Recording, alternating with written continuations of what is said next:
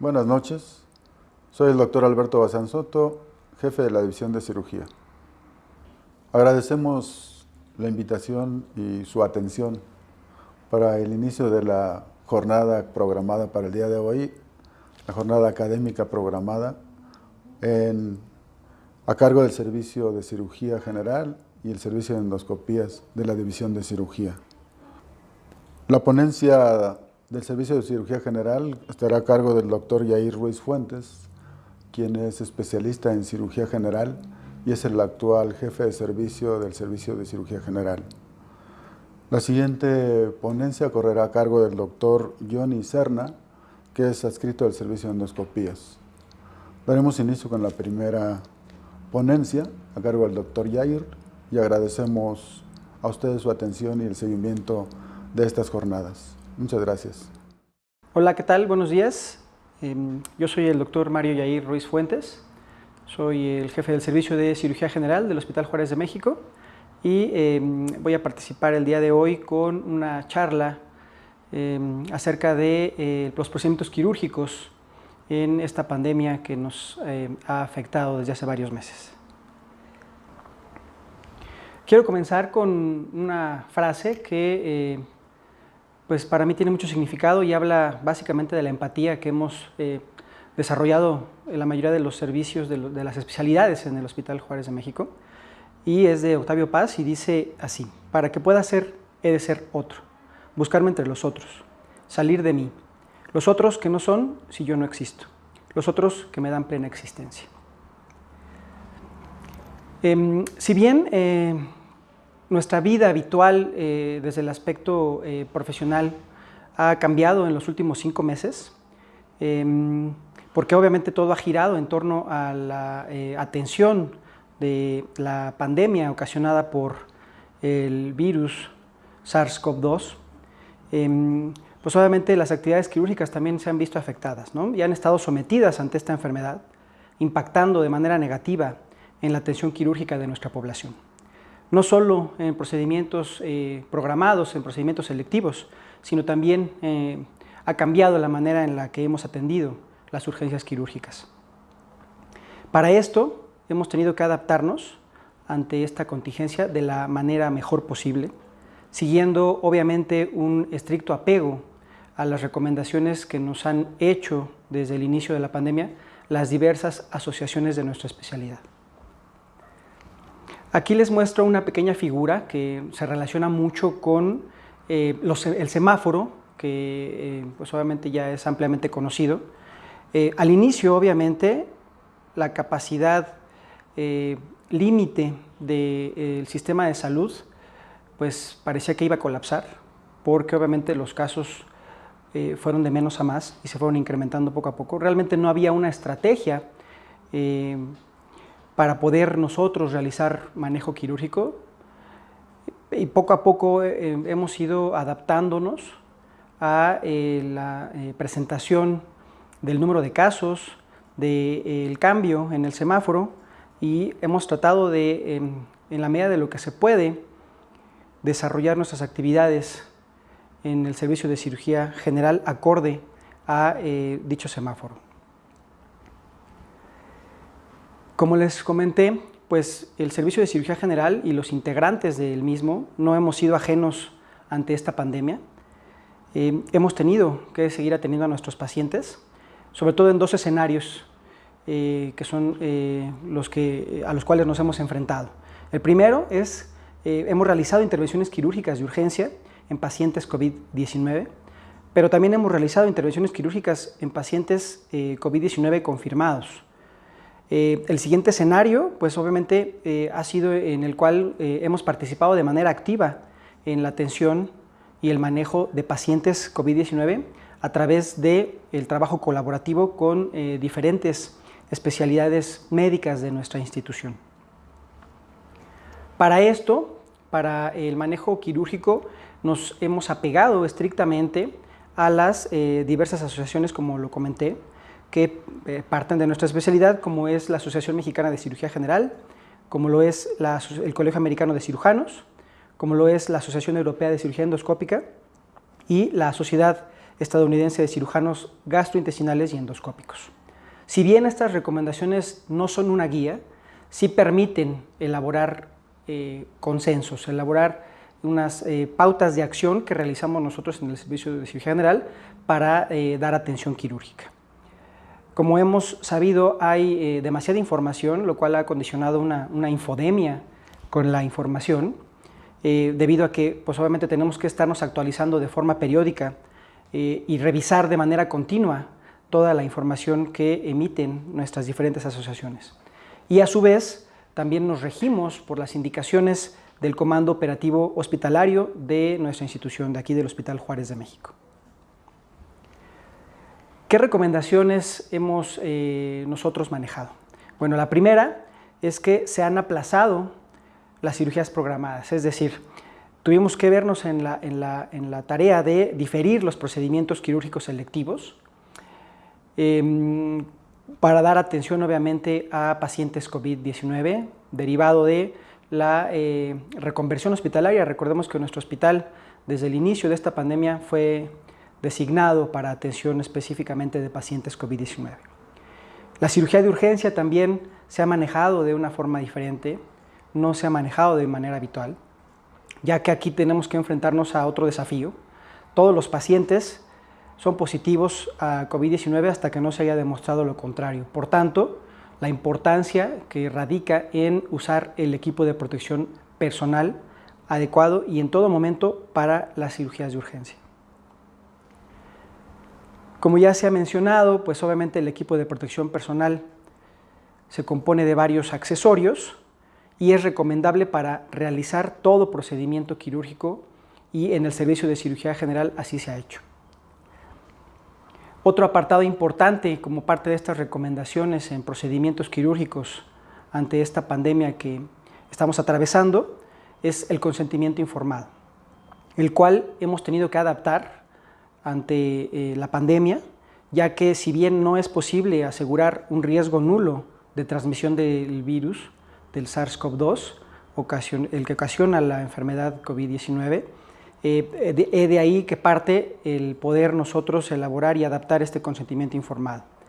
Todo consentimiento obviamente debe de ser claro para que el paciente lo comprenda de manera detallada y todo procedimiento debe contar con este consentimiento informado, en donde especificamos los potenciales riesgos y complicaciones del contagio por el virus SARS-CoV-2 intrahospitalario, así como las consecuencias que conlleva este tipo de contagio e infección, las cuales pues obviamente representan una alta tasa de morbimortalidad durante el posoperatorio. Entrando de lleno ya el apartado de lo que es el quirófano, aquí cabe hacerse la pregunta de qué medidas se han tomado en caso de intervención quirúrgica urgente en un paciente COVID-19 confirmado o con sospecha. Pues obviamente hubo que adaptar el área quirúrgica. Estructuralmente, el hospital, de manera favorable, contaba con quirófanos específicos para atender este tipo de pacientes derivado de la reconversión hospitalaria y se siguió en todo momento un protocolo en la sala de operaciones, es decir, siempre se ha contado con el personal mínimo indispensable, tratando de esta manera de minimizar al máximo el número de profesionales de la salud que nos dedicamos a la atención quirúrgica para realizar una cirugía en el hospital. Y hemos tenido estricto apego al protocolo de colocación y retiro del equipo de protección personal para realizar nuestros procedimientos quirúrgicos. Para continuar con el comentario sobre el protocolo en la sala de operaciones, les pongo esta figura que a manera esquemática refleja lo que se ha estado elaborando en cuanto a las actividades quirúrgicas en el servicio de cirugía general y en la unidad quirúrgica, específicamente en el área diseñada para atención de pacientes COVID-19 confirmados. Es un protocolo sistematizado en el cual entra el paciente a la sala de operaciones, el personal que va a intervenir al paciente tiene que ubicarse de manera estratégica en el quirófano, debido a que también hay un protocolo sistematizado por parte del servicio de anestesiología para la intubación y extubación del paciente, esto derivado obviamente de los riesgos de aerosolización. se realiza posteriormente el procedimiento quirúrgico, nuevamente nos apegamos a la ubicación estratégica de todo el team quirúrgico, a las maniobras de extubación del paciente y posteriormente la salida del paciente COVID-19 de la sala y del personal que realizó la intervención quirúrgica. ¿Por qué es necesario el manejo adecuado de las salas de operaciones? Porque básicamente el quirófano se ha considerado como un quirófano contaminado. Estos pacientes, como les comenté, se intervienen en salas diseñadas específicamente para atención de pacientes con la infección COVID-19. Obviamente esto derivado de considerar la dispersión viral de partículas en forma de aerosol que se presentan tanto en cirugía abierta como en cirugía laparoscópica, que mencionaré un poco más adelante. Debemos considerar que cuando hacemos una cirugía abierta, a los 5 minutos de utilizar la unidad electroquirúrgica, las partículas de humo se pueden elevar desde 60,000 hasta 1,000,000 de partículas por pie cúbico, lo cual vuelve la sala de quirófano en prácticamente laboratorio con alta concentración viral. Otro de los apartados importantes pues, es la cirugía de mínima invasión. Aunque no hay una evidencia clara de los riesgos relativos de la cirugía de mínima invasión en contra del abordaje abierto convencional, sí es algo que tenemos que tomar en cuenta y es algo que hemos tomado en cuenta en el servicio de cirugía general. Para los procedimientos de mínima invasión es importante considerar el uso de dispositivos de ultrafiltración de partículas, es decir, de aerosolización, con la finalidad de controlar este aerosol. Muchos de los que nos dedicamos a la atención quirúrgica sabemos de los beneficios que provee la cirugía de mínima invasión, como la menor estancia intrahospitalaria, como un mayor tiempo de recuperación del paciente en el menor tiempo posible, como el control que comentaba de la aerosolización a través de utilizar estos filtros de partículas, que obviamente en contraposición con la cirugía abierta, donde se vuelve más difícil controlar este flujo de partículas. Por eso la necesidad de utilizar en ambos escenarios el equipo de protección personal con el respectivo protocolo de colocación y retiro. Otras de las recomendaciones a las cuales nos hemos apegado y que obviamente son de manera importante es que la vía de abordaje quirúrgico debe de ser la que genere el mayor beneficio para el paciente, independientemente si es portador de la infección por COVID-19. Y también el mayor beneficio posible se debe dar con el menor tiempo quirúrgico, tratando en todo momento de minimizar las complicaciones postoperatorias. Aquí les muestro otra figura en la cual pues obviamente es muy parecida a la figura inicial, se basa en el semáforo que todos ya conocemos, que va de los color rojo, amarillo y verde, en relación a estas fases, ¿no? Las fases que hemos realizado, normalmente conocemos que en la fase de semáforo rojo hubo pues un descontrol realmente porque no había una estrategia como lo comenté, y en este tipo de escenario solamente se realizaban las cirugías de urgencia real, las cirugías que ponían en peligro la vida o la función de un órgano. Ahora tenemos que adaptarnos, por eso estamos elaborando propuestas para una planificación sobre lo que vamos a realizar en cuanto a las actividades quirúrgicas que van a retomar su curso de manera escalonada, esto obviamente dependiendo de pues, el indicador que nos señale el semáforo. Para esto hemos elaborado estrategias y más que nada es un protocolo de acción de forma descendente, así lo voy a mencionar, en el cual se está considerando una apertura escalonada de quirófanos, donde también tenemos que tener una comunicación clara y detallada con el paciente. Y aquí retomo lo que les había comentado sobre el consentimiento informado y sobre explicar de manera concisa los potenciales riesgos y complicaciones de realizar un procedimiento quirúrgico en los pacientes. Esto con miras a pues comenzar o retornar a la vida laboral habitual del servicio de cirugía general. Tenemos que establecer a su vez un plan de priorización. ¿Qué quiere decir esto? Que tenemos que evaluar qué procedimientos quirúrgicos pues nos van a llevar un poco tiempo y van a tener una poca complejidad, con miras a disminuir ese tiempo quirúrgico y evitar que el paciente esté demasiado tiempo en el hospital. Todo esto está encaminado a brindar y a prestar atención segura y de alta calidad en el servicio de cirugía general del Hospital Juárez de México. Pero bueno, todo esto que hemos desempeñado no ha sido trabajo de un solo capital humano, ha sido un esfuerzo multidisciplinario en el cual han participado también diferentes servicios. Hemos generado empatía para poder colaborar y fomentar una cultura organizacional dentro de las instalaciones del hospital y bueno, no podría hacerse si no se hubiera trabajado en equipo desde un inicio y si no se siguiera trabajando, y pues obviamente lo vamos a seguir haciendo de manera profesional y de manera respetuosa. Y bueno, agradezco mucho la invitación para participar en estas jornadas COVID-19 con temas selectos. Muchas gracias. Buen día, soy el doctor Jenny Sarna Cardona, médico adscrito al servicio de endoscopía gastrointestinal del Hospital Juárez de México. Agradezco al comité organizador por haberme invitado a estas jornadas COVID. El tema que vamos a desarrollar durante estos 30 minutos es endoscopía en tiempos de COVID. Como sabemos, desde que apareció el virus SARS-CoV-2 a finales del año 2019, pues es un virus nuevo que no sabíamos mucho acerca de él. Diversas asociaciones a nivel internacional de endoscopía gastrointestinal han normado las directrices de las diferentes unidades de endoscopía que debemos de seguir para realizar los procedimientos endoscópicos en la época de COVID. Algunas de ellas son la Sociedad Interamericana de Endoscopía Gastrointestinal, la Asociación Española de Endoscopía Gastrointestinal, así como la Asociación Americana de Endoscopía Gastrointestinal, que a partir de marzo hasta la fecha han estado dándonos las directrices generales para las cuales nosotros debemos de seguir para evitar obviamente el riesgo de contagio entre pacientes y entre el personal que realiza los procedimientos endoscópicos.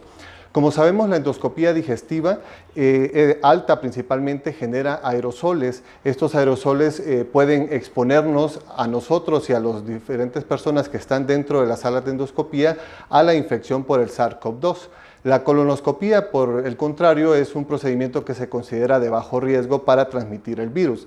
Si bien es cierto, se ha documentado que el ARN del virus del SARS-CoV-2 puede estar presente en las heces de las personas infectadas y ocasionalmente en las biopsias de colon, no se ha determinado si este virus puede ser potencialmente infectante a las personas que tengan contacto con estas materia fecal.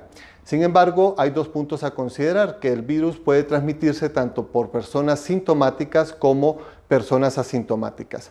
¿Y cómo pueden ser las rutas de transmisión del virus durante los procedimientos endoscópicos? De primero es de persona a persona. Otra por las gotitas respiratorias que pueden ser esparcidas durante el procedimiento endoscópico o al momento de que nosotros le colocamos la lidocaína en spray al paciente en la boca. Otra vía de transmisión es el contacto con el entorno contaminado, es decir, el paciente tose y las secreciones caen en la torre de endoscopía o en la camilla, y si nosotros no hacemos la limpieza y desinfección adecuadas de las diferentes áreas que pudieron estar en contacto con el paciente que era portador del virus SARS-CoV-2, estas pueden ser fuente de contaminación para los siguientes pacientes o para el personal médico que se encuentra dentro del área de endoscopía. Y al fin y al cabo, durante los procedimientos endoscópicos introducimos aire dentro del aparato digestivo y esto puede aerolizar los virus que pueden ser potencialmente infectantes para todas las personas. Se han detectado los virus aerolizados hasta 3 horas después de que el paciente se le realizó el procedimiento endoscópico y hasta 3 días en las superficies con las cuales estuvo en contacto el paciente. Las actividades endoscópicas con relación al momento epidémico se pueden dividir en dos fases. La primera fase, que era donde hay un número importante creciente de casos de COVID-19, y la otra donde van a ir disminuyendo progresivamente el número de casos nuevos de pacientes. Entonces, en la fase donde hay mayor número de casos de COVID-19, únicamente se recomienda realizar procedimientos considerados como urgentes. Cuando ya esta curva empieza a descender, es decir, el número de casos nuevos de SARS-CoV-2 en la población empiezan a disminuir de manera progresiva, entonces nosotros podemos realizar procedimientos urgentes, semiurgentes o los considerados como electivos, y paulatinamente vamos a ir programando aquellos pacientes que no ameritaban una endoscopía de urgencia en la fase 3. ¿Y cómo podemos definir que un procedimiento es urgente versus un procedimiento electivo? Obviamente el objetivo de hacer esta clasificación es limitar la propagación del virus, optimizar obviamente la seguridad del personal sanitario y de los pacientes, y obviamente evitar el cierre de las unidades de endoscopía al obviamente reducir el riesgo de contaminación entre el personal que se encuentra a cargo de realizar los procedimientos endoscópicos. Cuando un procedimiento se considera urgente es aquel que al momento de no realizarlo pone en riesgo la vida del paciente, por ejemplo una hemorragia digestiva alta, que si nosotros no intervenimos desde el punto de vista endoscópico, el paciente puede fallecer.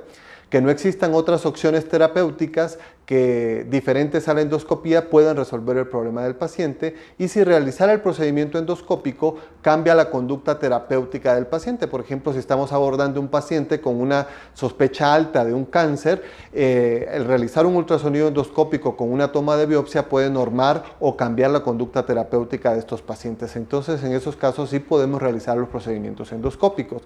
Obviamente, el realizar los procedimientos endoscópicos va a estar directamente relacionados con la capacidad que tengamos nosotros de tener equipos de protección personal.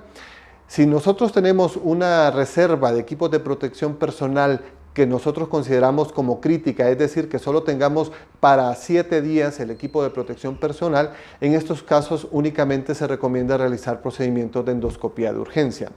Si por el contrario tenemos una reserva de equipos de protección personal que ajustan para 4 semanas, podemos hacer las endoscopías urgentes y podemos individualizar aquellos pacientes que se consideran como semiurgentes, y obviamente aquellos pacientes con una endoscopía electiva deben de posponerse hasta que garanticemos que vamos a tener un equipo de protección personal con una reserva por arriba de 12 semanas.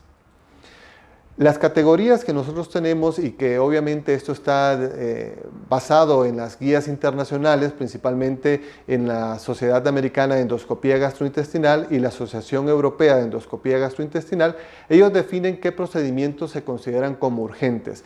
Dentro de estos, el diagnóstico de hemorragia digestiva alta aguda, la obstrucción esofágica aguda, la colangitis aguda, el drenaje de colecciones pancreáticas, principalmente cuando estas están infectadas, el apoyo nutricio, principalmente en aquellos pacientes que se encuentran hospitalizados. En este caso, como el hospital es un hospital COVID, hemos tenido que realizar procedimientos de gastrostomías endoscópicas en pacientes COVID para poder obviamente realizar una adecuada alimentación en este tipo de pacientes.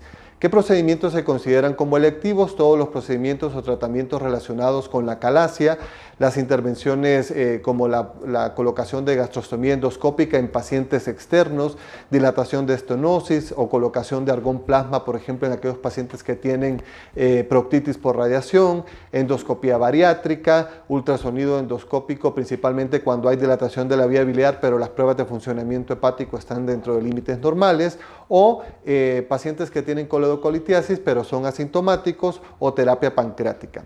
¿Qué procedimiento se requiere discusión? Es decir, son estos pacientes que no se consideran como urgentes ni como electivos, sino que se quedan entre el límite de estos dos términos. Aquellos pacientes, por ejemplo, que tienen un pólipo con displasia de alto grado, que se consideran pólipos de alto riesgo, o aquellos pacientes que tienen una sospecha fuerte de enfermedad inflamatoria intestinal de reciente diagnóstico, que requieren realizar una rectosigmoidoscopía, o pacientes, como los habíamos mencionado, que se sospecha fuertemente en la presencia de cáncer y que el realizar el ultrasonido endoscópico va a modificar la conducta terapéutica de estos pacientes. Obviamente, realizar este tipo de procedimientos va a estar definido principalmente en 2 escenarios. El escenario A, que es en el momento de la fase 3, es decir, en donde hay un número incrementado de casos de SARS-CoV-2 en la población, o el escenario B, en donde tenemos obviamente una reducción significativa del número de casos de estos pacientes. Tenemos que definir obviamente la estratificación de riesgo para la infección de SARS-CoV-2. Las guías internacionales nos recomiendan dividir a estos en dos escenarios. El primero, el riesgo de transmisión por el tipo de paciente, y el segundo, el riesgo de transmisión por el tipo de procedimiento. Ya habíamos mencionado que todos los procedimientos endoscópicos superiores, endoscopía superior, ultrasonido endoscópico, colangiografía endoscópica, se consideran de alto riesgo. ¿Por qué? Porque está en contacto con la vía aérea y aquí aerolizamos el virus.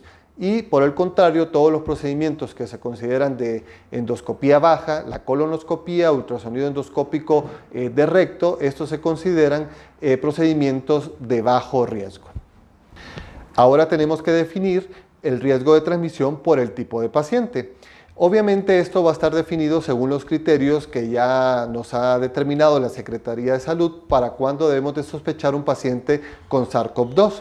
Obviamente, durante el procedimiento endoscópico existe la posibilidad de que nosotros al momento de colocarle la lidocaína al paciente, el paciente tosa y al momento de toser puede expandir el virus a toda el área, aproximadamente 1.6 metros alrededor de donde está el paciente. Entonces, esto es importante al momento de colocarle la lidocaína al paciente. Ya hay estudios publicados en la literatura en donde al momento de realizar los procedimientos endoscópicos, la cara o la careta del endoscopista puede contaminarse con secreciones del paciente, y esto a su vez, obviamente al caernos en la cara, nosotros nos podemos tocar la cara y nos podemos contaminar con este tipo de virus. Y esto es importante porque todos los procedimientos endoscópicos, independientemente de que sean superiores o inferiores, debemos de colocarnos siempre una careta para evitar el riesgo de contaminación, no solo por el virus de SARS-CoV-2, sino por cualquier otro tipo de germen. Esta es la clasificación del riesgo del paciente, que lo consideramos como de bajo riesgo, es decir, aquellos pacientes que no tienen síntomas sugestivos de la infección por SARS-CoV-2, que no han tenido contacto con personas infectadas, ni han tenido estancias en áreas en donde se consideran de alto riesgo para la infección por SARS-CoV-2.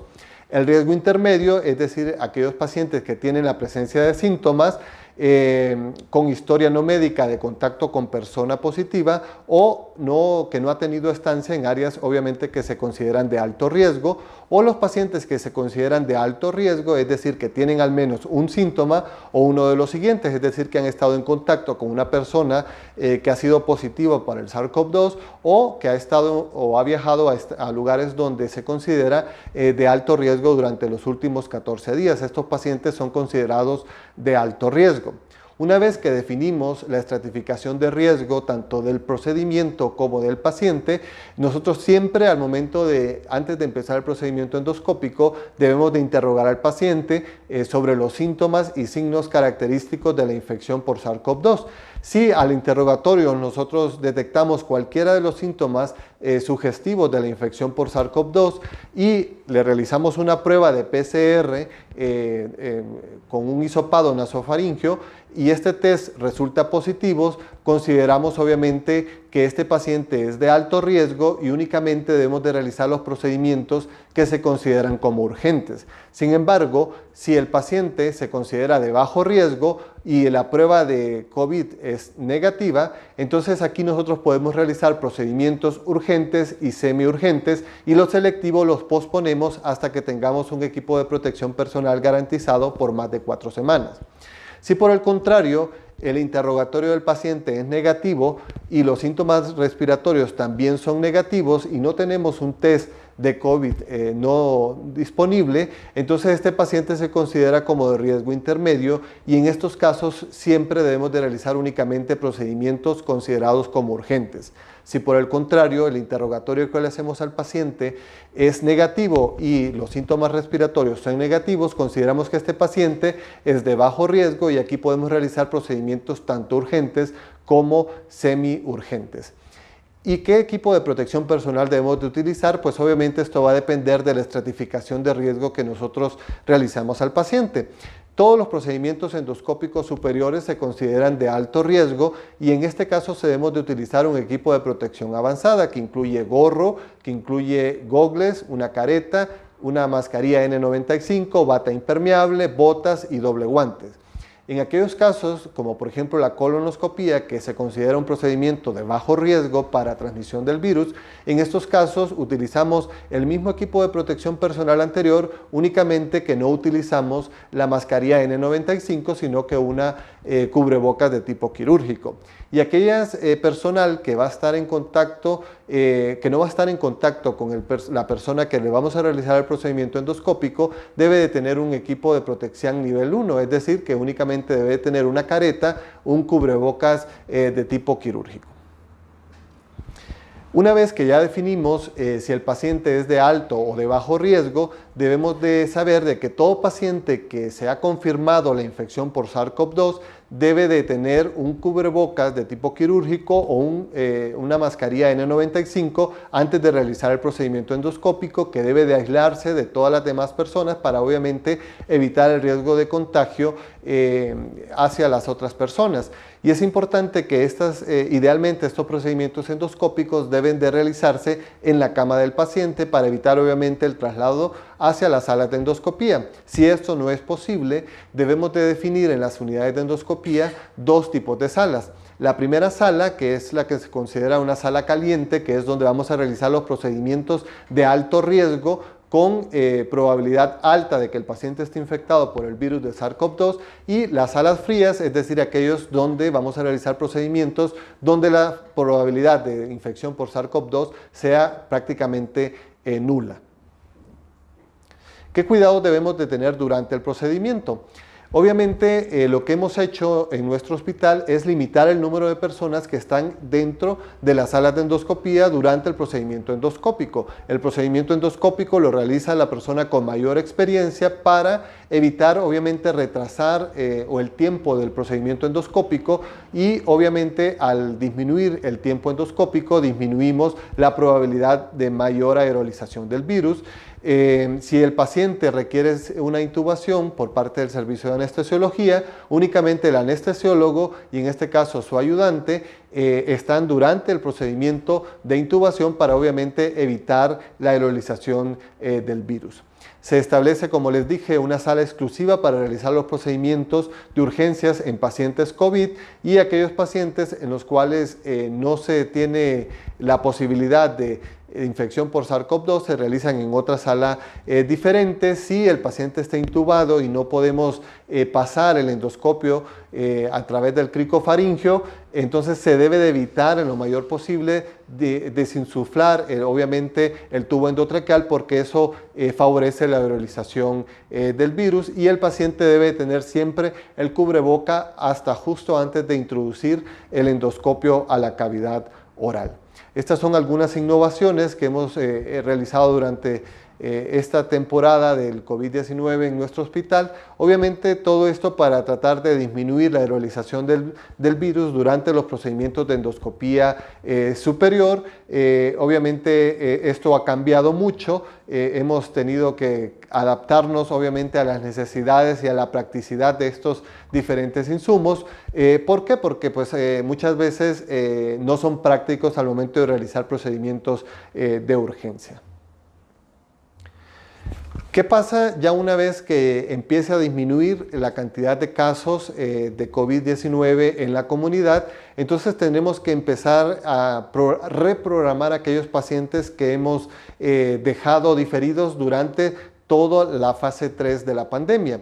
Y esto obviamente es con el objetivo de optimizar los recursos del paciente, proteger al personal, utilizar los recursos de manera correcta y eficiente, abordar a aquellos pacientes que verdaderamente ameritan ya realizar el procedimiento endoscópico, evaluar la necesidad clínica y beneficio potencial de los procedimientos endoscópicos, y continuar obviamente con las estrategias que disminuyen el riesgo de contaminación en el servicio de endoscopía.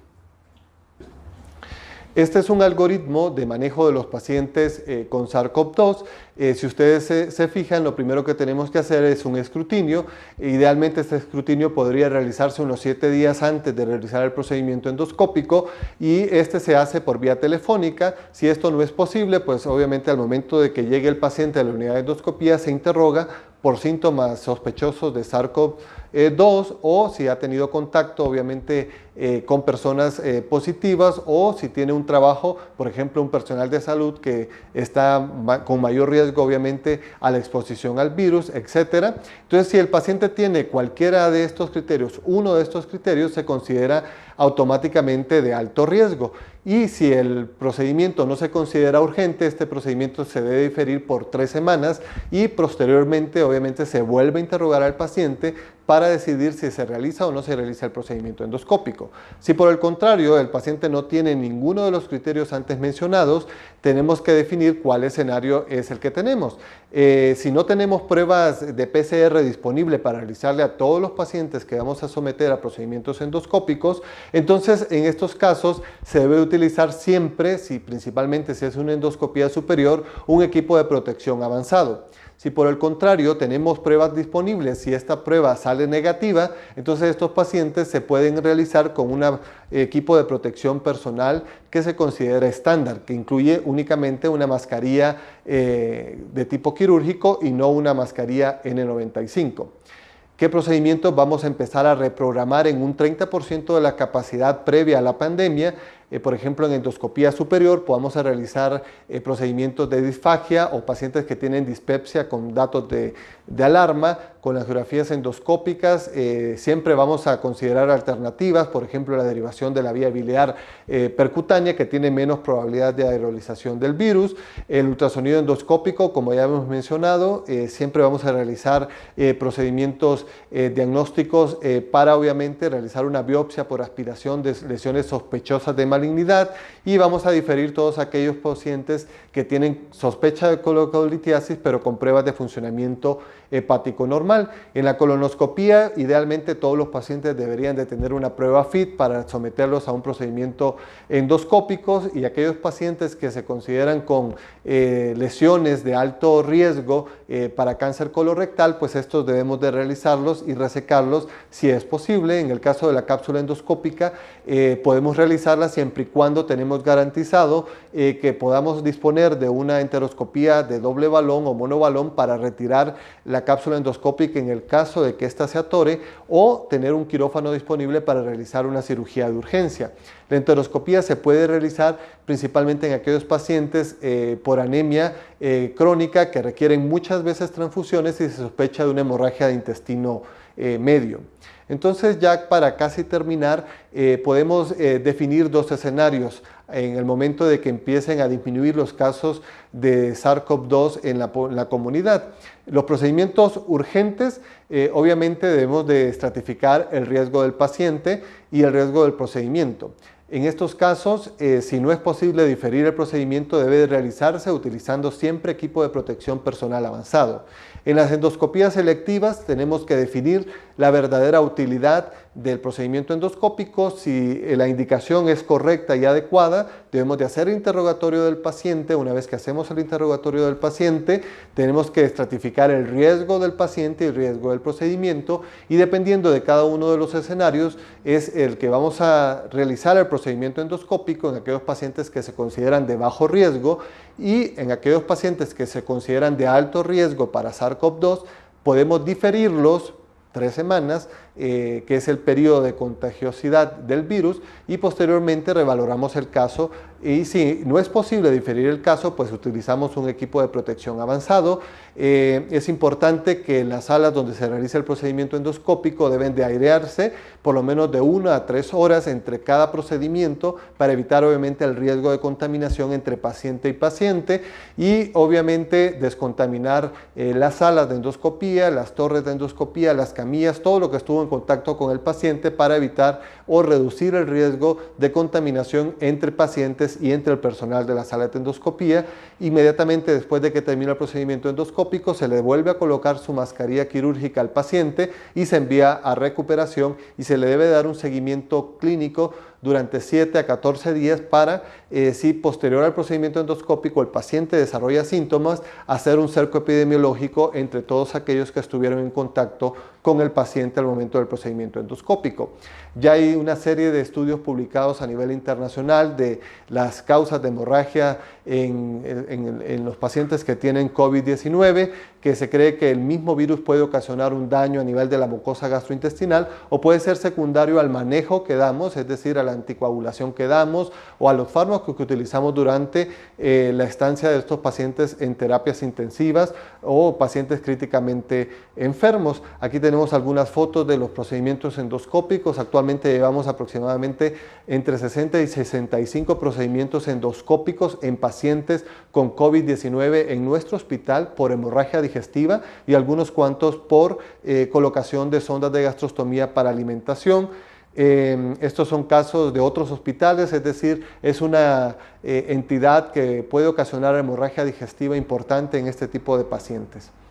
¿Y cuáles mensajes tenemos para llevar a casa? Debemos delimitar la actividad endoscópica exclusivamente a procedimientos de urgencia, reagendar aquellos procedimientos endoscópicos electivos de acuerdo a la prioridad, seguir obviamente las recomendaciones tanto nacionales e internacionales, siempre utilizar equipo de protección personal, es decir, en estos tiempos no visualizamos realizar procedimientos endoscópicos sin equipo de protección personal, es decir, si no contamos con un equipo de protección personal, no podemos realizar este tipo de procedimientos endoscópicos por el alto riesgo que tenemos de contagiarnos o contagiar a las demás personas y obviamente estas recomendaciones pueden cambiar de acuerdo a las situaciones epidemiológicas de cada región.